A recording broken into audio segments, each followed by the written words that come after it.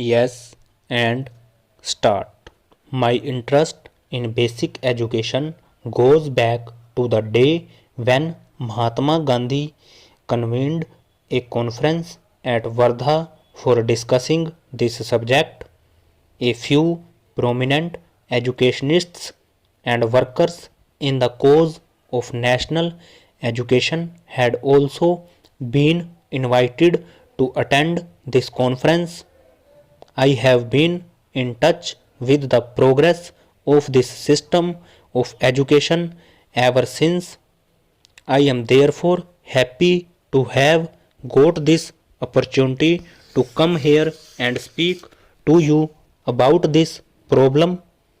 Although I know I might be repeating the views expressed by me earlier, it also likely that the views which I express are not in consonance with those of others, particularly of educationists.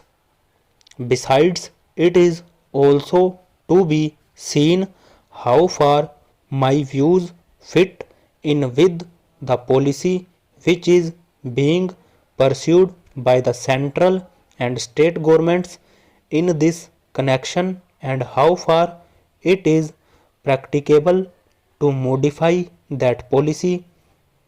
Therefore, I hope what I am going to say will be taken as my personal opinion and that you will discuss it as such with an open mind without fear or favor.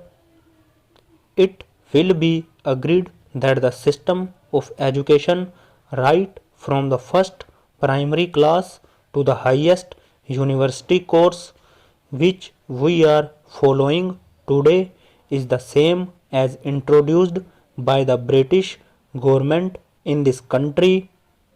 We have not been able to introduce any fundamental change in that system even after the attainment of independence.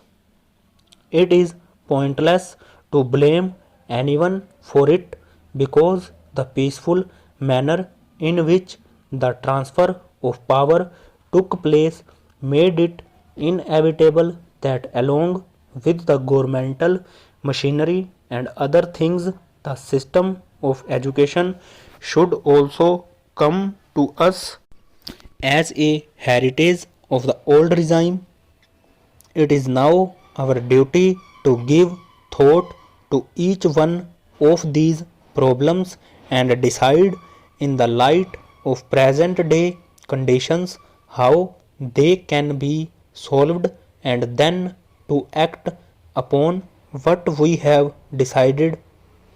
There is no doubt that in introducing this system of education, the principal motive of the British government was to secure as much advantage as possible for establishing itself in this country.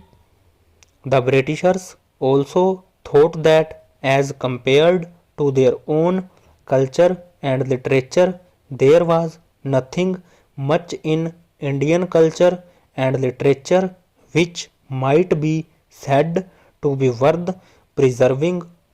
There is no doubt in course of time their views underwent some change.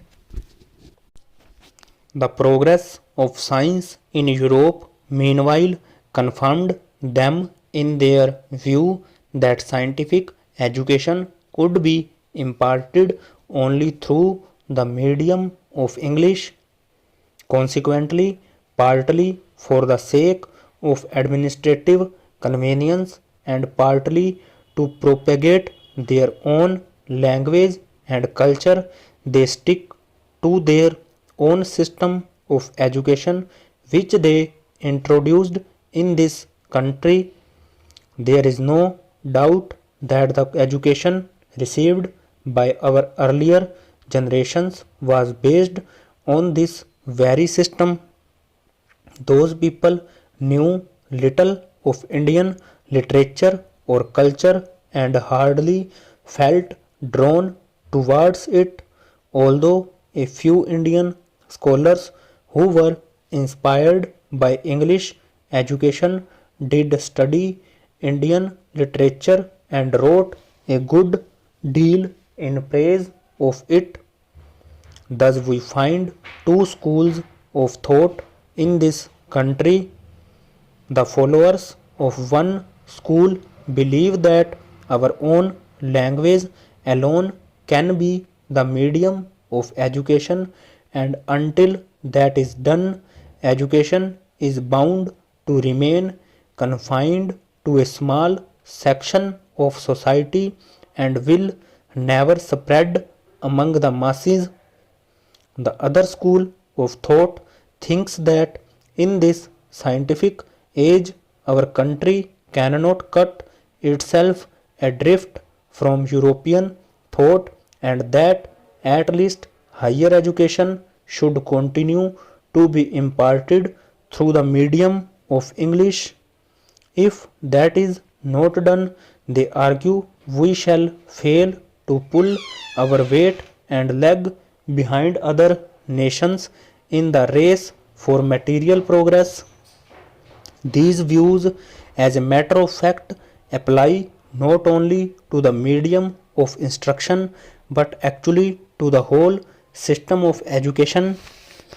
Our people have responded more and more to the coal education during the last 50 years, and this is evident from the phenomenal increase in the number of educational institutions.